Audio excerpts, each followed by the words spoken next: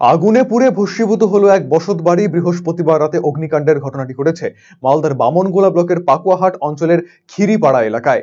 জানা গিয়েছে, এলাকার বাসিন্দা বর্ণালী বিশ্বাস মেয়ের পরীক্ষার জন্য মালদায় গিয়েছিলেন। এদিন রাতে আচমকাই তাদের বাড়িতে আগুন দেখতে পান প্রতিবেশীরা। পরে দমকলের একটি ইঞ্জিন এসে আগুন নিয়ন্ত্রণে আনে। খবর পেয়ে মালদা থেকে আসে বর্ণালী দেবী। যদিও আগুনে পুড়ে ভস্মীভূত হয়ে গিয়েছে নগদ টাকা, সোনার উপর অলংকার সহ সর্বস্ব। তবে ষড়যন্ত্র করে আগুন লাগিয়ে দেওয়া হয়েছে বলে অভিযোগ ক্ষতিগ্রস্ত পরিবারটির। অভিযোগের পরিপ্রেক্ষিতে ঘটনার তদন্ত শুরু করেছে পুলিশ।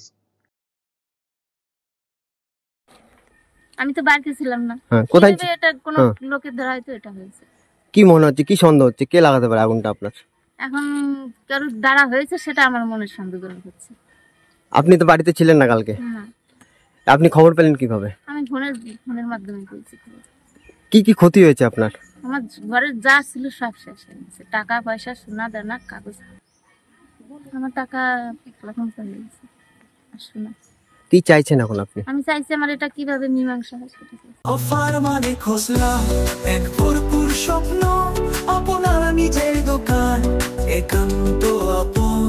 খোসলা ইলেকট্রনিক্স, সবকিছু এখানে, আপনার ঘরের আনন্দ এই মধুর বনে। পুজোয় এবার সবার মুখে হাসি, কারণ খোসলায় অফার্স রাশি রাশি। ভীষণ খুশি মন এবার, খোসলা প্রিয় আমাদের সবার।